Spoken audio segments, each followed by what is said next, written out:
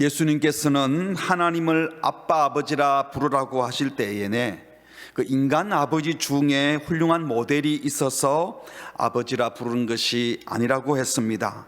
그래서 우리가 인간사에 경험했던 좋은 아버지를 생각하면서 하나님은 이런 아버지이겠거니, 또는 우리가 경험한 안 좋은 아버지 때문에 아버지가 이런 분이야 하고 힘들어할 이유도, 좋아할 이유도 전혀 없다고 했습니다.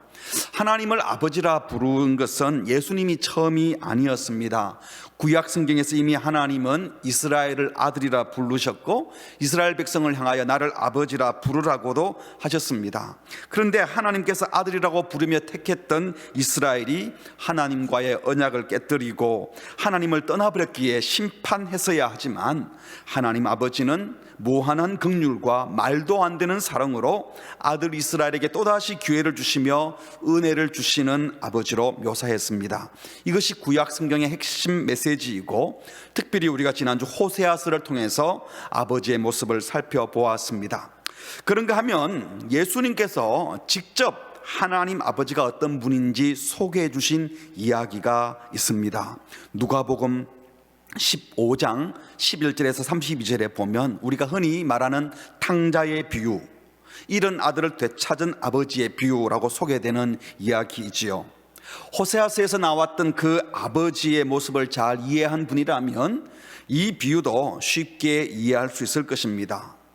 잘 아시는 것처럼 두 아들을 둔 아버지가 있었는데, 둘째 아들이 살아계신 아버지에게 유산을 미리 달라고 해서 먼 나라에 가서 허랑방탕 생활하면서 다 써버리고 굶어 죽게 되는 신세가 되니까 그제서야 아버지께 돌아와서 자식으로 받아달라는 염치는 없어서 품권으로 써달라고 아버지 집으로 돌아오는 거죠. 그런데 아버지가 이 아들을 기꺼이 환영하고 아들로 받아줄 뿐만 아니라 잔치까지 벌여줍니다. 그랬더니 집에서 열심히 일하고 살던 이 첫째 아들이 아버지의 행동에 불만을 품고 저항하죠. 아버지가 벌인 잔치에 못 들어가겠다고 합니다. 그래서 아버지가 이 첫째 아들을 달래는 장면으로 이야기가 끝이 납니다. 그런데 이 비유를 잘 살펴보면 탕자가 한 명이 아니라 둘입니다. 아버지가 싫다며 집 나가버린, 그래서 돌아온 탕자, 우리가 돌탕이라고 그러는데 그런 탕자가 있는가 하면, 또 집에서 모범생으로 살고 있었지만 아버지께서 동생에게 은총 베푸는 것을 못마땅히 여기고 불평하고 잔치에 안 들어가겠다고 반항하는 집에 있는 탕자, 집탕, 둘 다 탕자이죠. 근데 만일 절제하지 못하고 낭비하는 것이 방탕이라고 표현한다면 가장 방탕한 분은 하나님 아버지일 겁니다. 말도 안 되는 사랑으로 은혜와 사랑을 낭비하듯이 헤프게 퍼주고 끝까지 자비와 용서를 베푸시는 아버지. 두 아들이 탕자였다면 이 아버지는 탕부라고도 할 수 있을 것입니다. 우리는 이 비유의 두 아들을 살펴보기도 하지만 이 두 아들을 대하는 아버지의 모습을 살펴보면서 우리 예수님께서 소개하시는 하나님 아버지가 어떤 분인지, 우리가 기도할 때 찾아야 될 그 아버지가 어떤 분인지 발견하게 되기를 바랍니다. 첫 번째 아버지의 모습은 자신을 거부하는 아들에게 살림을 나누어 주는 아버지입니다. 12절에 보시면 둘째 아들이 아버지 재산 중에서 내게 돌아올 분깃을 내게 주소서. 아버지 재산 중에서, 아버지가 죽을 때 물려주는 것이 재산 유산인데 살아계신 아버지에게 지금 자기 몫을 달라고 하는 것은 사실 아버지 보고 빨리 죽으라는 소리나 다름이 없는 거예요. 매우 불경한 일이고 있을 수 없는 일이었습니다. 또 유산은 보통 장자가 2배를 받기 때문에 아들이 둘이면 이 재산을 셋으로 나누어 가지고 장자가 2를 가져가고 동생이 3분의 1을 받게 돼요.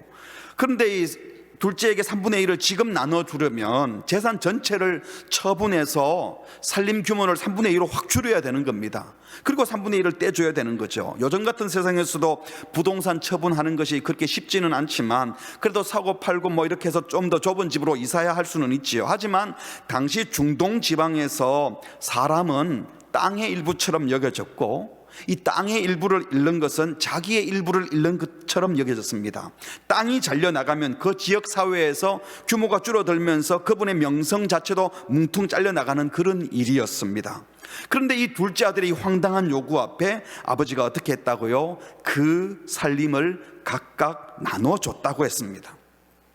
한국말로 번역을 참 잘했어요. 살림을 나눠줬다.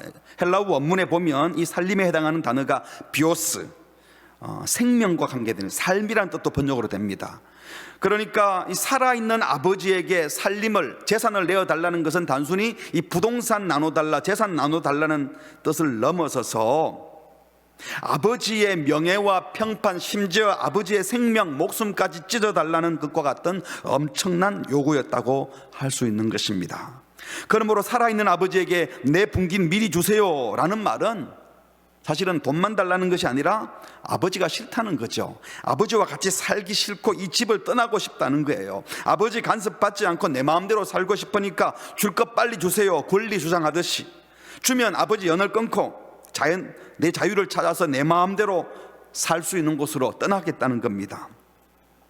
당시 이스라엘 사회는 우리나라보다 훨씬 더 엄격한 가부장적 사회였기 때문에 자식이 부모를 공경하여 예를 갖추는 건 너무나 중요했습니다. 이런 사회에서 자식이 살아있는 부모에게 미리 유산을 달라고 요구하고 집 나가겠다고 하는 것은 있을 수 없는 일이었고, 이런 말을 하는 자식이 있다면 아버지가 호되게 야단을 치고 쫓아내어도 아무도 비난할 수 없는 그런 사회였습니다. 만약 자식이 아버지에게 이런 말을 했다는 사실만 알려줘도, 아니 그런 몹쓸 자식이 있단 말이야, 또 그런 몹쓸 자식을 둔 아버지마저도 창피스러워서 얼굴 들고 동네 다닐 수 없는 그런 상황이었습니다. 그러니까 살아있는 아버지에게 내 유산 주세요, 이것은요 부모의 명예에 심각한 손상을 가져올 일이었습니다. 그렇습니다. 지금 아버지는 자식에게 사랑을 거부당할 뿐만 아니라 그 자식이 멀쩡한 아버지의 명예를 처참하게 망가뜨리는 것을 알면서도 참고 견뎌야 하는 상황이었습니다. 그런데 아버지는 진노하지 않고 말도 안 되는 이 아들의 요구를 들어주고 오늘 말씀대로 살림을 내어 주었다고 했습니다. 당시로는 감히 상상할 수 없는, 분깃을 달라는 것도 충격적인 일이지만요 달라고 한다고 그렇게 주는 것은 더 충격적인 반응이었습니다. 그런데 우리 하나님 아버지는 이런 분이라는 겁니다. 자기를 거부하는 자식에게 괴로움, 창피, 고통을 감수할 생각을 하고 살림을 내어주는 아버지, 물질을 빼앗기고 명예에 손상이 가고 생명까지 빼앗아 가더라도 끝까지 사랑하시는 아버지, 끝까지 다 내어주시는 아버지가 바로 우리 하나님 아버지이십니다. 이런 아버지는 사실 세상에 결코 없습니다. 두 번째 아버지의 반응은 20절에 나옵니다. 아직도 거리가 먼데 아버지가 그를 보고 측은히 여겨 달려가 목을 안고 입을 맞추니, 아버지는 집 나간 둘째 아들을 문 밖에 나가서 기다리다가 저 멀리 보이는 아들을 보고 측은히 여기고 달려가 목을 안고 입을 맞추었다고 했습니다. 하나님 아버지는 아버지를 떠난 아들을 기다리다가 돌아오기만 하면 아무것도 따지지 않고 격하게 환영하는 아버지, 다시 아들로 받아주시는 아버지십니다. 아버지가 거리가 먼데 보고 있다고 달려갔다는 것은요, 아들이 집 나가자마자 이제나 오려나 저제나 오려나 하고 아들이 돌아오면을 기다리고 밖에 계속 서 있었다는 뜻이기도 한 겁니다. 여러분, 집 나간 아들이 어떤 아들이었습니까? 살아있는 아버지에게 자기 몫의 유산을 미리 달라고 해서 아버지를 경멸하고 무시하고, 13절에 보니까 그 후 며칠이 안 되어 둘째 아들이 재물을 다 모아가지고 먼 나라에 갔다. 재산을 물려줬더니 아버지 재산 3분의 1을 물려받아서 며칠 만에 처분했다. 돈으로 바꾼 거예요. 이건 아버지의 사랑을 거부하고 아버지의 명예까지 훼손했을 뿐만 아니라 재산을 처분했다는 것은요, 형에게도 피해를 준 거고 어머니에게도 아버지에게도 다른 가족 모두에게 피해와 아픔을 준 것입니다.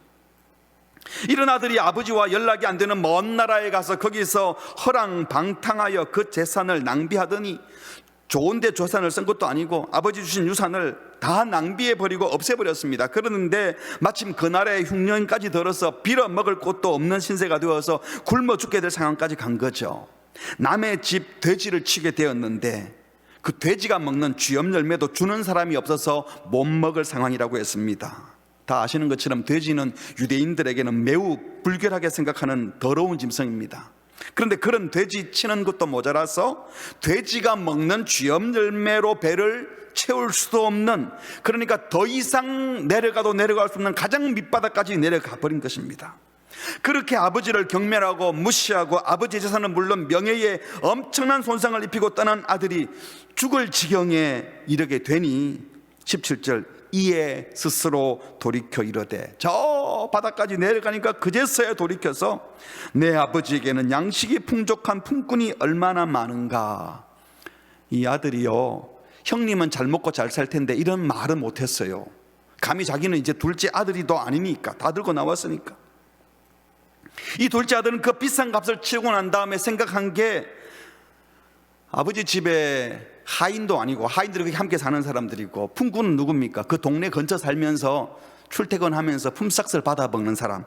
이 품꾼들도 배불리 먹고 있는데 나는 지금 여기서 줄여 죽게 되었구나. 허탈해하다가 고민해서 18절, 내가 일어나 아버지께 가서 말해야 되겠다. 아버지, 내가 하늘과 아버지께 죄를 지어사오니 지금부터는 아버지의 아들이라 일컬음 불림을 받는 것도 감당하지 못하겠습니다. 나를 품꾼의 하나로 보소서 하리라. 이렇게 말해야지 하고 아버지 집으로 가는 것이 아니고, 이제 아버지와 옛 관계를 생각해서 아버지 집 근처로 가서 살면서 품삯 받는 품꾼으로 받아주면 매일 품삯을 받고라도 살겠다 하고 용기 내어 아버지 집 근처로 돌아가려고 했다는 겁니다. 여러분, 둘째 아들의 이런 발상 자체도 참 염치 없는 발상이죠. 사실 그러면 가서 그냥 어떻게 되어야 되는데, 그래도 아버지 집 근처로 가겠다고, 부스러기 은혜라도 받겠다고 돌아가려고 한 거죠. 그래서 20절, 이에 일어나서 아버지께로 돌아가니라. 이렇게 돌아온 거예요. 당시 사회 풍습대로 한다면요, 이런 자식은 자식 없는 셈치고 사는 것이 당연한 일이었습니다. 그런데 아버지는 이런 자식을 매일같이 돌아오기를 바라며 문 밖에 서서 기다리고 계셨다는 것, 이것 자체가 파격이었습니다. 동네 사람들 모두 집 나간 아들이 어떻게 아버지를 욕보이었는지, 가족들을 어떻게 고통스럽게 했는지 다 알고 있는데, 그런 놈의 자식을 기다린다고 매일같이 문 밖에 서서 기다리는 모습, 이 아버지의 모습을 보여주는 것 자체가 동네 창피한 일이었어요. 저런 녀석을 뭘 기다려, 괜히 티내고 있어 하고 또 욕을 먹어야 될 상황이었습니다. 당시 아버지에게는 있을 수 없는 일이었습니다. 그런데 기다리던 아버지가 저 멀리서 초췌한 모습으로 아버지가 주신 재산 다 말아먹고 돌아오는 그 아들의 모습이 보이는 겁니다. 우리 같으면 아버지 망신 주고 가슴에 대못 받고 큰 소리 치고 나가더니 저 꼴이 되었구나, 그래 무슨 마음으로 돌아오는지 몰라도 이번에는 그냥 쉽게 받아주지 않을 거다, 달라고 할 때는 내가 줬지만 이제는 그렇게 할 수 없지, 단단히 혼내줘야지 라고 하든지, 그 난리를 치고 나갈 때는 언제고 이 꼴로 돌아와서 아버지를 두 번 창피하게 어디 근처에 와 하든지, 또는 어차피 내 자식 아니니까 하고 아예 모르는 척 하는 것, 이것이 당시 아버지가 취해야 할 태도일 겁니다. 그런데 이 아버지는 그를 보고 측은히 여겨 달려가 목을 안고 입을 맞추었다고 했습니다. 당시 중동의 가부장 사회에서 아버지는요, 함부로 뛰지 않았습니다. 아이나 여자나 젊은이는 뛸 수 있었지만 점잖은 지도자요 대농장의 지주인 가장이 겉옷을 덜쳐 입고 맨살을 보이면서 뛰는 것을 사람들에게 보여주는 것은 자기 채통을 깎아먹는 일이었습니다. 그런데 이 아버지는 사회적인 통념을 무시하고 체면 같은 거 따지지 않고 사람들이 다 보는 곳에서 맨살을 보여주며 뛰어갑니다. 그 개망나니 같은 아들, 아버지의 재산과 명예를 훼손하고 걱정만 잔뜩 안겨주었던 그 아들에게 달려가서 끌어안고 입을 맞춥니다. 자기 명예를 지키거나 아버지로서 마땅히 행할 수 있는 권리 행사를 하는 쪽을 택하지 않고 내 명예와 체면에 손상이 가더라도 창피를 당하고 욕을 먹더라도 돌아오는 아들을 품꾼이 아니라 그냥 다시 아들로 받아주겠다고 달려간 겁니다. 우리 하나님 아버지가 바로 그런 분입니다. 아무리 잘못해도 돌아오기만 하면, 어떤 모습으로라도 돌아오기만 하면 다시 아들로 받아주는 아버지가 바로 우리 하나님 아버지인 줄 믿으시기 바랍니다. 사실 돌아오는 아들은요, 아버지 집으로 돌아가면서 그랬을 거예요. 뭐라고 말해야 될까? 내가 아버지라고 불러도 될까? 내가 생각해도 아들 같지도 않는 놈인데 나 같은 놈이 감히 무슨 말을 할 수 있을까? 집에 가면, 이런 모습으로 가면 하인들이 나를 알아보긴 할까? 나를 기억하는 하인들은 나를 인간 취급도 안 할 텐데 내가 아버지를 뵙겠다고 말하면 만나나 주실까? 가슴 두근거리며 아버지 집 근처로 향하고 있습니다. 어차피 아들로 가는 것도 아니고 품꾼으로 써달라고 말하러 가지만 이 말도 할 수 있을지 두려워하며 저 멀리 아버지 집이 보이는데 아들은 감히 아버지 앞에 어떻게 갈까 걱정하고 있었습니다. 그런데 달려옵니다. 아버지가 옷을 들치고 맨살을 드러내고 채통을 다 내려놓고 달려오십니다. 명백하게 잘못을 저지르고 돌아온 그 아들에게 아무것도 묻지도 따지지도 않으시고 그냥 안아주십니다. 입을 맞추십니다. 격하게 환영해 주십니다. 말도 안 되는 이 환영과 사랑을 받으면서도 아들은 그게 진짜인지 가짜인지 이래도 되는지 싶어서 아버지에게 이렇게 말을 하죠. 아버지, 내가 하늘과 아버지께 죄를 지었습니다. 지금부터는 아버지의 아들이라 일컬음을 감당하지 못하겠습니다. 왜 이렇게 말했겠습니까? 아버지가 야단을 쳤으면 이렇게 말했을까요? 오히려 격하게 안아주시고 은혜를 베푸시니 그 은혜 앞에 이 아들은 자기의 죄를 고백하고 저는 아들 같은 놈도 아닙니다 하고 말했지만 아버지는 이 아들의 말과 상관없이 종도를 시킵니다. 제일 좋은 옷 입혀주라, 손에 가락지 끼워주고 발에 신을 신겨주라고 했습니다. 여기에 그치지 않고 23절에 보니까 살진 송아지를 끌어다가 잡으라, 우리가 먹고 즐기자 하며 잔치를 벌이고 사람들을 초대합니다. 그리고는 말합니다. 이 내 아들은 죽었다가 다시 살아났으며 내가 잃었다가 다시 얻었노라. 죽은 줄로만 알았던 아들, 잃었다고 생각한 아들이 다시 살아서 돌아와서 내가 너무 기쁘다 했더니 다른 사람들도 함께 즐거워했습니다. 온 집안에 잔치가 벌어지고 동네 사람들을 초청하여 이 자식이 돌아왔다고, 이제는 이 정식으로 다시 내 아들 되었다고 사람들에게 확인시켜 주는 것이죠. 이것이 바로 우리 하나님 아버지이십니다.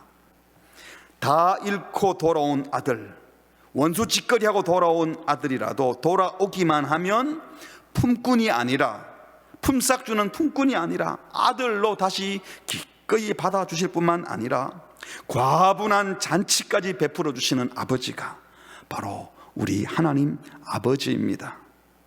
그 많은 재산 가지고 가서 이렇게 다 날리고 왔으니 앞으로 어떻게 할래? 그래도 계산은 똑바로 해야지 않겠냐? 네가 가져갔던 빚은 꼭 갚아야 한다. 이제 살면서 다 갚아야 돼. 잘못했으니 일단 매부터 맞자. 너 때문에 우리 가족들이 얼마나 힘들었는지 아느냐? 그래도 내 자식인데 살기는 내가 해주겠지만 네 형님 생각했으라도 너 이제 뭘 주장하거나 하지 마. 너 염치가 있어야 하지 않겠어? 네 목 가지고 다 날려버렸으니까 이제 형님에게 얹혀 사는 거 똑같나 다름없는 거 알지? 형한테 함부로 하지 말고 잘해. 뭐 이런 충고도 할 수 있는데 아무 말을 하지 않습니다. 그냥 다시 아들로 받아주십니다. 사실 이 엄청난 파격적인 은혜 앞에 아버지가 이런 말씀 안 해도요 정신 차리고 살았을 거예요. 일단 네가 어떻게 할는지 지켜보겠다. 일단 조건부로 우리 집에 머물게 할게. 네가 얼마나 염치 있게 행동하고 자격을 갖추고 나면 그때 다시 아들로 받을지 말지 결정하겠다. 이렇게 하지 않으시고 그냥 아들로 받아들이셨습니다. 탕자가 돌아올 때 받아주시는 것은 순전한 하나님 아버지의 은혜입니다. 이 돌아온 아들의 노력과는 상관이 없어요. 아버지가 가진 권세로, 아버지가 가진 소유물로, 아버지 이름으로 아버지가 준비한 옷과 아버지가 준비한 가락지로 아버지가 준비한 신발을 끼워주고 신겨주면서 아버지가 그의 가난을 제거해 주시고 그의 몸만 새롭게 입혀준 것이 아니라 돌아온 아들을 똑같은 아들로 그 지위와 명예까지 회복시켜 주셨습니다. 그리고 그 사실을 온 동네에 알리기 위해서 환영 잔치까지 베풀어 주셨습니다. 확실한 아들로 받아주시는 겁니다. 이것이 바로 말도 안 되는 아버지의 사랑과 용서요, 어떠한 죄와 허물도 돌아오기만 하면 사면해 주시고 회복시켜 주시는 아버지의 크신 사랑입니다. 이 아들은 돌아올 때 아버지 집에는 풍족한 양식을 받아 먹는 품꾼들이 있는데, 내가 그 품꾼들처럼 양식이라도 좀 챙겨 먹고 싶다 하고 돌아왔지만, 하나님은 그를 품꾼이 아니라 아들로 받아주시고 풍족한 양식만 주시는 것이 아니라 아들의 지위까지 회복시켜 주시고 풍성한 은혜와 사랑까지 베풀어 주셨습니다. 이것이 바로 무모하리만큼 은혜를 낭비하듯이 베풀어 주시는, 해프듯이 사랑을 베풀어 주시는 우리 하나님 아버지이십니다. 사람들은 이런 아버지를 만나면요, 당황해 합니다. 왜? 한 번도 경험한 적이 없기 때문에. 그래서 이해를 못하는 겁니다. 어떻게 이런 은혜를 베풀어 주시나? 여러분, 하나님이 베풀어 주시는 은혜는 죄인들이 볼 때는 황당하기 그지없고 말도 안 되는 것 같지만, 그것이 바로 우리 하나님 아버지의 은혜인 줄 믿습니다. 우리 모두가 이 은혜로 구원받았기 때문에 하나님께서 이 은혜를 베푸실 때 우리는 박수치며 고마워해야 하는 것이에요. 그런데 오늘 비유는요, 이것으로 끝나는 것이 아닙니다. 둘째 아들이 돌아와서 아버지께 기꺼이 받아주셨다, 이게 끝이 아니고, 이렇게 기꺼이 은혜 베푸시는 아버지를 못마땅하게 여기고 무례하게 구는 첫째 아들을 달래고 설득하는 장면으로 이야기가 마무리돼요. 이 첫째 아들이 설득을 당했는지 안 당했는지는 모릅니다. 25절에 보면 맏아들은 밭에 있다가 돌아와 집에 가까이 왔을 때에 풍악과 춤추는 소리를 듣고 한 종을 불러 이 무슨 일인가 물은데, 대답하되 당신의 동생이 돌아왔음에 당신의 아버지가 건강한 그를 다시 맞아들이게 됨으로 인하여 살진 송아지를 잡았나이다 하니, 자기는 지금 밭에서 일하다가 돌아왔는데 성실히 일하던 자기에게는 염소리 한 마리도 잡아주지 않던 아버지가 아버지의 뜻을 거역하고 아버지 재산 다 말아먹고 아버지에게 모욕감을 주고 온 가족을 고통스럽게 하던 그놈이 극강하게 돌아왔다고 살진 송아지 잡고 잔치를 벌인다? 말도 안 돼 하고 화가 난 거예요. 그래서 28절에 그가 노하여, 누구에게 노한 겁니까? 아버지에게 화가 난 겁니다. 그래서 아버지가 베푼 잔치에 들어가고자 하지 아니하거늘, 이 상황을 받아들일 수 없다는 겁니다. 우리 생각에 웬만하면 집 나간 동생이 돌아오면 그래도 반가워할 텐데, 이 형은 동생이 돌아온 것이 기쁘지도 않고 아버지가 동생을 마치 아무 일 없었다는 듯이 이토록 환대하며 잔치까지 베풀어 주는 것은 용납되지 않았던 것입니다. 그런데 여러분, 화난다고 아버지가 베푼 잔치에 들어가지 않겠다 하는 것은 아버지에게 매우 무례한 행동이었습니다. 그런데 이 첫째 아들에게 아버지가 어떻게 하십니까? 아버지가 나와서 잔치 자리에 계시다가 버팅기는 아들 때문에 밖으로 나와가지고 꾸중하지 않고 타이르십니다. 권한대. 아버지가 권면하는데 아들은 또 저항하며 화를 냅니다. 29절, 아버지께 대답하여 이르되 내가 여러 해 아버지를 섬겨 이 동생 나고 내가 얼마나 고생했습니까? 한 번도 아버지 명을 어김이 없었는데 저한테는 염소 새끼라도 주어 내 친구들하고 즐기게 하신 일이 있었습니까? 그런데 이 동생이 아버지 살림을 창녀들과 함께 다 삼켜버린 놈이 돌아왔다고, 살진 송아지를 잡으셨다고요. 이 형은 동생도 너무 싫지만 이런 놈을 대하는 아버지의 태도가 너무 싫었던 겁니다. 서운하다는 거죠. 아니, 아버지가 정의롭지 못하다는 겁니다. 불공평하게 자기를 대하고 있다는 거예요. 이놈한테만 특혜를 주고 있으니 아버지가 틀렸다는 겁니다. 버릇없이 살아계신 아버지에게 유산 달라 해서 재산 처분하여 3분의 1 나눠주면서 형을 비롯하여 아버지 온 가족이 얼마나 고생했는데 이제 남은 3분의 2는 엄연히 아버지 것이고 아버지 돌아가시면 이건 다 형께 돼야 되는 거죠. 근데 받은 상속 다 날리고 돌아온 녀석을 다시 품꾼이 아니고 아들로 받아주면, 그러면 동생으로 아들로 있다가 또 아버지 돌아가시면 이 3분의 2 이익을 또 나눠가지고 또 줘야 돼? 이런 생각이 들었던 겁니다.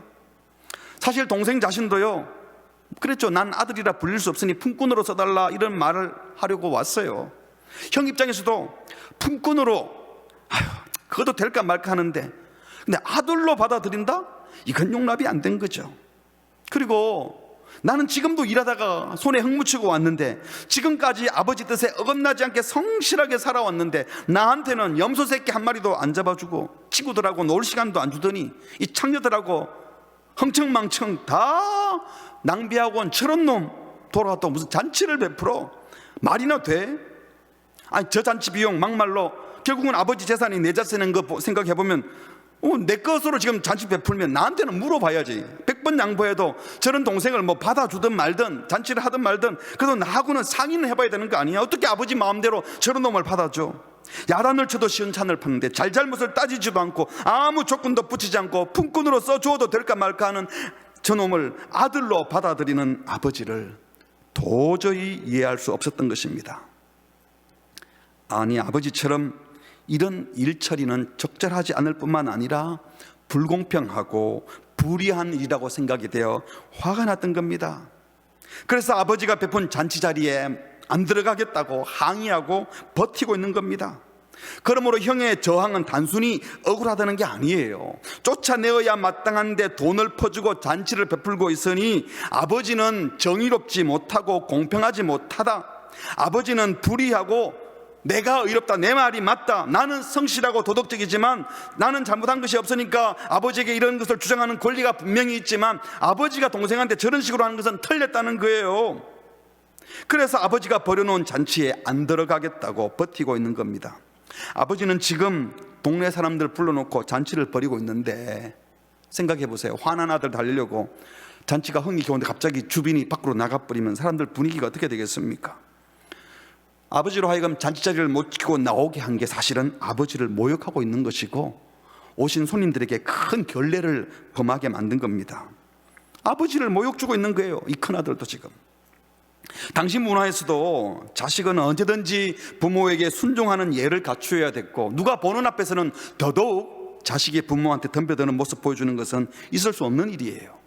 근데 지금 아버지는 사람들이 다 보는 앞에서 이 큰아들이 불평하고 화내는데 그 아들을 다 이러고 설득하고 있어요. 집 나갔다가 돌아온 작은 아들만큼이나 집에 있던 이 큰아들도 지금 아버지 뜻에 불순종하고 아버지를 거역하고 있는 것은 똑같은 잘못인 겁니다. 작은 아들은 불법적으로 아버지 재산 달라 해서 권리 주장하면서 아버지를 떠나 아버지를 고통스럽게 했지만, 사실 큰아들은 매우 도덕적이고 순종적인 듯 했지만 아버지를 사랑해서 아버지가 좋아서 함께 살고 있었던 것이 아니고, 언젠가는 아버지 떠나게 될 것이고 그때 이 지겨운 아버지와의 관계도 끝이 나게 되면 그 재산 받아서 그때는 내가 이제 주인 돼서 자유롭게 살아야지 하고 참고 있었을 뿐인 겁니다. 결국 시점의 차이만 다를 뿐 아버지를 좋아하는 것이 아니고 아버지와 함께 사는 것이 별로 좋지는 않은데 즐겁진 않지만 한 녀석은 참고 있었고 한 녀석은 뛰쳐나갔을 뿐인 겁니다. 결국 아버지 재산 다 갖고 싶은 것이죠. 그래서 큰아들 역시 자기 권리 주장하면서, 작은 아들도 권리를 주장했는데 큰아들도 자기 권리 주장하면서 아버지 틀렸고 제가 맞습니다 하고 주장하는 겁니다. 그런데 이런 큰 아들에게도 아버지는 어떻게 하셨습니까? 이 아들을 호통하거나 나무라지 않으시고 아버지의 뜻이 무엇인지 말씀해 주십니다. 31절 32절 같이 읽을까요? 시작. 아버지가 이르되 예 너는 항상 나와 함께 있으니 내 것이 다 내 것이로되 이 내 동생은 죽었다가 살아났으며 내가 잃었다가 얻었기로 우리가 즐거워하고 기뻐하는 것이 마땅하다 하니라.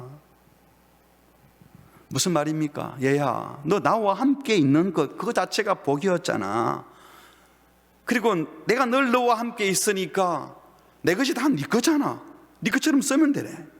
그렇지만 네가 지금 이 동생한테 잘해준다고 화를 내면서 이 잔치에 안 들어가겠다고 하면 지금 나를 사람들 앞에 욕되게 하는 거야. 자식을 위하여 은혜 베풀고 사랑하는 내 마음을 네가 좀 깨닫고 이 잔치에 같이 들어갔으면 좋겠다. 나는 네 동생 버릴 마음 전혀 없다. 그리고 너도 버리지 않을 거야. 자존심 버리고 같이 이 잔치에 들어가서 돌아온 동생 축하하며 이 아버지의 마음을 같이 이해하고 받아주고 아버지랑 함께 살자, 이렇게 말씀하시는 것입니다. 큰아들의 교만함, 오만함을 나무라지 않으시고 달래기만 하고 계십니다. 이 비유에서 큰아들이 잔치에 들어갔는지 안 들어갔는지 여부는 몰라요. 그런데 이 이야기 바로 배경이 15장 1절 2절에 보면 이야기 시작은 이렇습니다. 예수님이 당시 세리와 창기들하고 같이 먹고 마신다고 서기관과 바리새인들이 비난을 했어요. 당신은 하나님의 아들이고 메시아라는 작자가 어떻게 저런 인간들하고 노느냐 말을 하니까 그 말에 대한 대답으로 하신 비유가 이 비유입니다. 무슨 소리일 것 같습니까? 세리와 창기는 둘째 아들 같은 집 나간 탕자라면, 지금 그런 세리와 창기들과 함께 노는 예수님, 그들에게 은혜를 베푸는 예수님이 못마땅하다고 하는 자가 바로 집에 있던 성실하게 율법을 지키고 도덕적으로 살았던 서기관과 바리새인과 같은 정통 유대인들, 집 안에 있던 탕자인 겁니다. 둘 다 탕자예요. 세리와 창기같이 부도덕하고 사악한 죄를 짓고 있다가 집 나가버렸다가 돌아온 탕자도 있는가 하면, 아주 도덕적이고 법을 잘 지키고 모범적인 삶을 살고 있다는 생각 때문에, 자기 잘난 맛에 살아가는 이 교만함 때문에 지금 아버지가 주시는 은혜를 은혜로 받아들이지 못하고 마치 자기가 잘나서 잘 살고 있는 것처럼, 그래서 하나님이 은혜 베푸시는 그 모습이 싫어서 거부하는 자, 그래서 잔치에 안 들어가면 사실은 이 서기관과 바리새인들, 집 안에 있던 첫째 아들 같은 자들이 더 무서운 탕자가 되어서 지옥에 갈 수 있는 겁니다. 자기가 도덕적이고 신실했다는 이유로 아버지께 저항할 권리라도 있는 듯이 저 나쁜 놈을 왜 받아줍니까 하고 자기는 무슨 은혜가 아니라 자기가 잘나서 자란 것처럼 이 은혜를 거부하다가 지옥행이 될 수 있다는 거예요. 집에 있는 착한 아들 같은 신자들이 어쩌면 더 무서울 수 있습니다. 아주 문제가 됐던 사람들은 바닥을 쳤으니까 돌아오지만, 집 안에 있으면서 율법 잘 지키고 예배 잘 드리고 헌금도 열심히 하고 성실하게 살다가 개망나니 같은 사람을 용납해 주는 하나님을 보고 어떻게 저럴 수 있습니까? 집 안에 있는 탕자들은 언제 그것이 보입니까? 상대적인 빈곤을 갖게 될 때, 상대적인 아픔이 닥쳐올 때. 뭡니까? 하나님, 쟤는 저렇게 나쁜 짓 하다가 돌아오는데 이렇게 복을 주시고 나는 이렇게 성실히 살아왔는데 나한테 왜 이러십니까? 하고 상대적으로 아픔이 닥쳐와 보면 그 사람이 진짜 하나님의 은혜로 살았던 사람인지 자기 잘난 맛에 살았던 사람인지 드러나는 거예요. 아니, 이럴 수 있습니까? 하고 하나님께 항의한다면 그는 이 첫째 아들 같은 하나님의 은혜를 무시하는 자인 겁니다. 만약 그 첫째 아들이 진짜 아버지의 은혜와 사랑을 알고 살고 있었다면, 아버지의 참 아들이었다면 아버지가 이 탕자가 동생이 돌아왔을 때 같이 받아줘야 하는 겁니다. 그래, 나에게도 은혜를 베푸시는 아버지께서 동생에도 여전히 은혜를 베푸시구나, 그러셔야지, 마땅하시지, 아버지가 원래 그런 분이시잖아. 그런데 지금 형은 그렇게 못하고 있는 거예요. 아니, 어찌 저런 것들을 받아주십니까? 저런 인생을 어떻게 용납해 주십니까? 그러면서 자기는 대단한 사람인 양 착각하고 있는 겁니다. 사실 동생도 형도 아버지의 유산을 넘겨달라고 주장할 권리나 자격은 없습니다. 아버지가 상속해 주시면 감사하게 받을 뿐이지 미리 달라고 하는 이 권리 주장도 잘못이지만, 마치 내가 열심히 살았으니까 상속을 받는 것은 당연하다, 모두 다 불경입니다. 여러분들은 둘째 아들입니까? 아니면 첫째 아들이십니까? 어쩌면 오늘 이 말씀을 듣기 위해서 어려운 상황에서도 말씀의 자리에 앞에 있는 사람들이라면 둘째 아들보다는 첫째 아들일 가능성이 많지요. 형이든 동생이든 방식만 다를 뿐 결국 아버지에게 자기 권리 주장을 하고 있는 것은 다 잘못된 것입니다.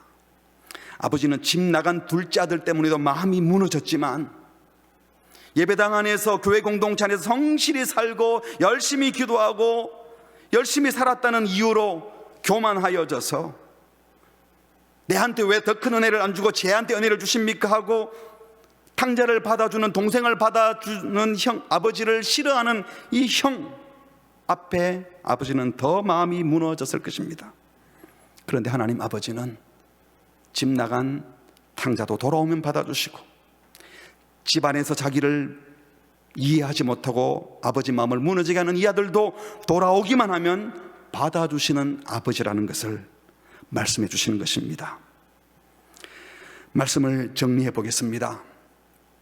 예수님께서 지금 소개하시는 아버지, 그 아버지는 자기가 가진 재산이나 상속해 주실 상속권, 소위 돈줄을 잡고 자녀들에게 권력 행사하는 황제로 묘사되지 않습니다.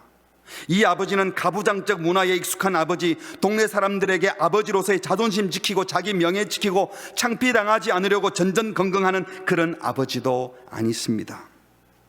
이 아버지는 아버지를 버리고 집 나간 아들, 다 말아먹고 돌아오는 아들, 잘잘못 따지지 않고 돌아오기만 하면 환대하고 받아주시는 아버지시요, 집안에서 매우 도덕적이고 윤리적이고 예의 바른 것 같았는데 알고 보니 돈 때문이었고 자기 손해본다고 생각하니 돌아오는 동생 받아주지 않고 은혜 베푸는 아버지 거부하고 동네 사람들 앞에 아버지 창피 주는 그런 저항하는 첫째 아들도 돌아오기만 하면 받아주시는 아버지이십니다. 여러분, 이런 아버지는 인간 중 그 어떤 훌륭한 아버지도 이런 아버지는 없습니다. 예수님께서 그 문화 속에서 이런 이야기를 할 수 있었던 것은 하나님 아버지를 아셨기 때문에 이런 이야기를 하신 것입니다. 이 세상에는 없는 유일무이한 너무나 독특하고 너무나 경이로운 자비와 사랑에 한이 없으신 하나님 아버지가 바로 이 아버지입니다. 우리가 상상할 수 있는 인간의 아버지가 아니라는 것입니다. 사랑하는 성도 여러분, 이 비유에 등장하는 형은 돌아오는 탕자 동생을 거부하려 했지만 돌아오는 동생을 기꺼이 맞이하겠다고 나서신 형님이 계십니다. 심지어 아버지께서 저 동생 살리기 위해서 네 생명을 대속제물로 바쳐야 될지 모르겠다고 말할 때 기꺼이 제 생명 내놓아서 동생 살리신다면 그렇게 하겠습니다 하고 자기 목숨을 내어놓으신 형님이 계십니다. 형님 같이 대신하사 중한 고통 당했네. 참 하나님이시면서 참 사람이신 예수 그리스도는 바로 참 하나님의 아들로 집 나간 탕자와 같은 우리를 하나님의 자녀 되게 하시려고 자신을 내어놓으신 우리의 참 형님이 되어주신 것입니다. 결코 지고 싶지 않은 십자가를 아버지의 뜻에 온전히 순종하여 지심으로 탕자 되어 주님을 떠나버린 우리를 구원해 주셨습니다. 우리의 행함과 의로움과 상관없이 전적인 은혜로 우리를 의롭다고 칭해 주셨습니다. 교리적으로 이것을 칭의라고 하죠. 의롭지 않은데 의롭다고 칭해 주셨어요. 아들이라고 불러주시고 아들 삼아 주셨습니다. 양자로 삼아 주신 것입니다. 이것은 교리적으로 우리가 하나님의 자녀 되었다고, 법적으로 자녀 되었다고 말할 수 있지만 하나님과 우리 관계를 그런 법적 관계 맺음으로 증명하고 설명하는 게 아닙니다. 이런 생각을 해보면 될 거예요. 자제된 우리가 부모와의 관계를 어떤 식으로 설명합니까? 예를 들어서 아이가 사고를 치고 잘못을 해가지고 사람들에게 막 욕을 먹고 있는데 니네 아버지 누구냐? 그런데 이 아이가 주민센터에 가서 호적등본, 출생증명서, 가족관명서 떠와가지고 이분이 제 아버지입니다 보세요, 이렇게 합니까? 사고 나면 아버지에게 그냥 전화하죠. 아빠, 내가 경찰에서 왔어요. 아버지가 달려오면 아빠, 제가 저 사람들이 나를 이렇게 하는데 아버지 좀 어떻게 좀 해주세요, 이렇게 하는 게 맞지. 아버지, 법적으로 제가 당신 자녀 맞잖아요. 저를 버리지 말아주세요. 증명서 내놓는 자녀가 어디 있습니까? 그냥 아빠 잘못했어요. 그러면 그래, 괜찮아, 네가 내 아들인데 아빠가 너를 도와줄 거야 하지 않겠습니까? 부모와 자녀의 관계는 법적 증명서로 증명하는 것이 아니라 그 부모의 가르침을 받고 부모가 기뻐하는 것을 함께 기뻐하고 부모가 싫어하는 것은 같이 하지 않으려고 하고 서로 사랑하며 신뢰하며 살아오는 사랑의 관계가 부모 자식 간의 관계를 정명하고, 오래 살다 보니까 자녀들이 부모의 마음을 깊이 알아서 미리 알아서 부모의 마음대로 행해줄 때 부모가 기뻐하는 것처럼, 이제 저와 여러분은 하나님 아빠 아버지를 우리의 아버지로 모셔드렸기 때문에 무슨 법적 근거를 갖다 대는 것이 아니라 그분과 동행하며 살아가는 것이 바로 그분의 사랑을 실천해내는 것이 하나님과 우리와의 관계를 증명해내는 것입니다. 사랑하는 성도 여러분, 하나님 우리 아버지는 우리가 생각하는 것보다 훨씬 더 자비와 긍휼이 크신 분이시고, 하나님 아버지는 우리가 생각하는 것보다 사랑과 용서가 훨씬 더 무한하신 분이십니다.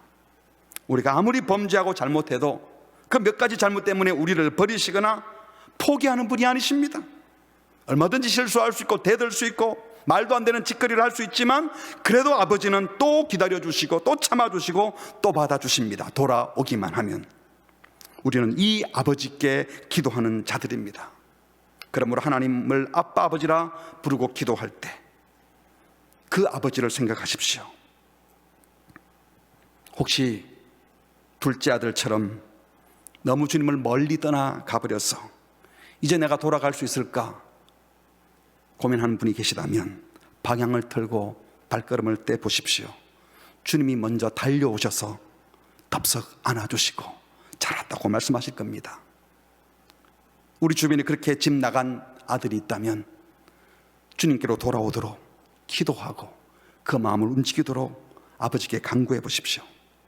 혹시 첫째 형님처럼 자기가 옳은 줄 착각하며 자기는 매우 도덕적이고 매우 선하게 살았기 때문에 이 정도 대접받는 건 당연하다고 생각하며 권리 주장하듯이 생각하다가 하나님 아버지가 다른 이들에게 베푸는 은혜를 보고 속상하다고 아버지께 덤벼들고 아버지를 힘들게 하고 있는 분이 계시다면 그분도 탕자예요.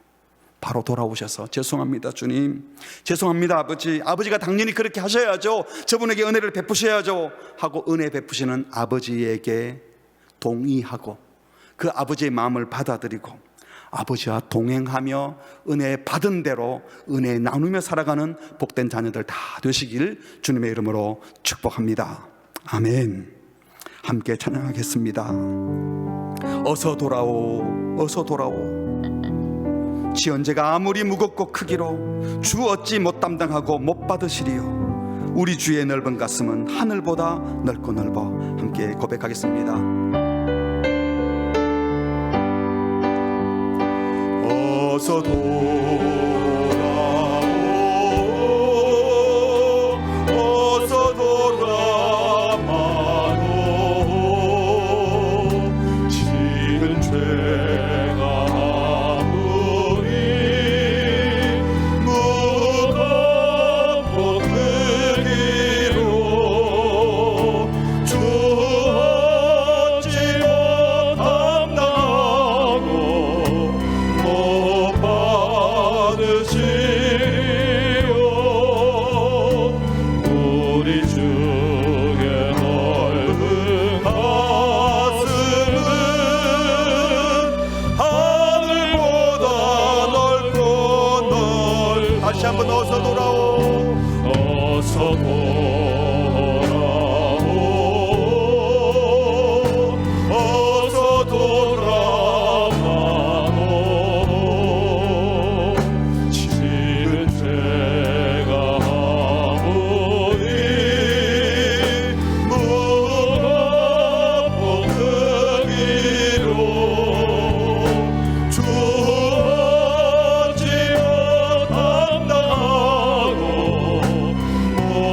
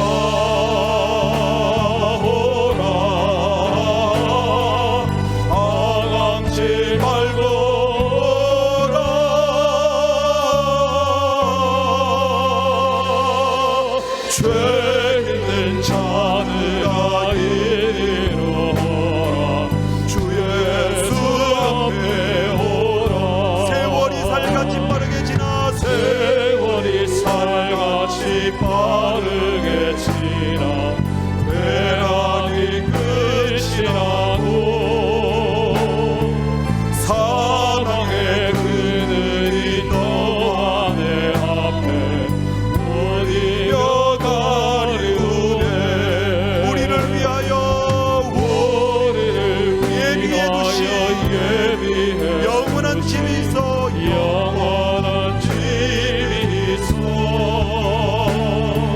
죄 많은 세상을 떠나게 될 때 영접해 주시겠네.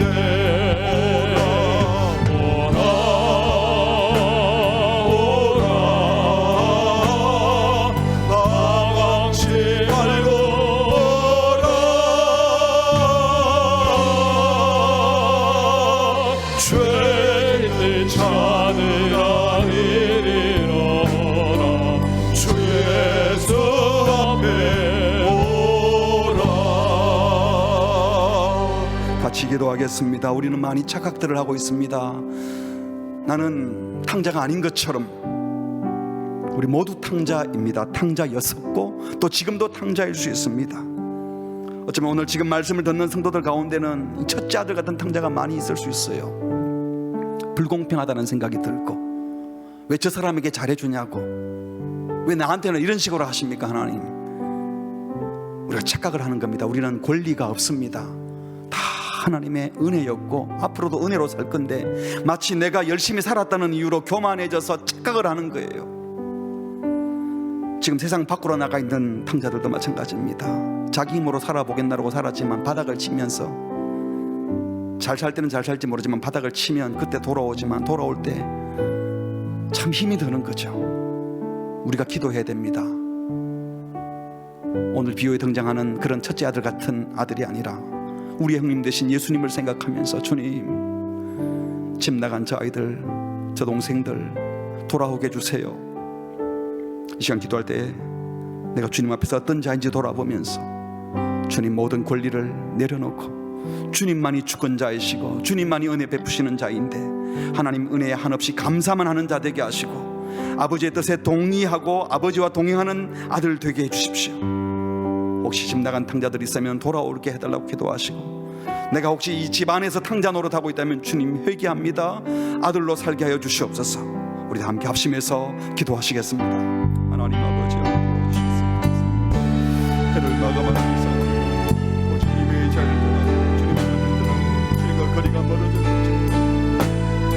한없이 은혜 베푸시고 사랑 베푸시는 주님께로 돌아오시는 용기와 믿음을 허락하여 주시옵소서. 더 힘들어지기 전에, 더 바닥을 치기 전에 주께로 돌아오게 하여 주시옵소서. 그리하여 주님의 베푸시는 은혜 안에 머물게 하시고, 주께서 베푸시는 주님이 얼마나 우리를 풍성하게 하는지 이것을 하나님, 우리 없듯이 나는 하나님의 은혜 받을 권리가 있는데 주시옵소서. 하나님 베푸신 은혜를 거부하는 우리 곁에 해주시고, 참된 우리의 형님 되신 우리 주 예수 그리스도께서 자신을 내어놓으심으로 우리를 구하셨던 것처럼 우리도 하나님의 은혜에 깊이 동참하고 주님의 은혜가 베풀어지는 통로로 우리를 사용하여 주시옵소서. 우리가 다 은혜로 구원받았고 주의 은총으로 사는 자들인데 권리 주장하는 자분 없게 하여 주시고, 하나님의 은혜 안에 감사하며 살게 하여 주시옵소서. 하나님이 오르시다고 하나님이 만든 모든 자들에게 주시고 은혜를 베풀어 주시옵소서. 우리의 이중대 마음을 인도해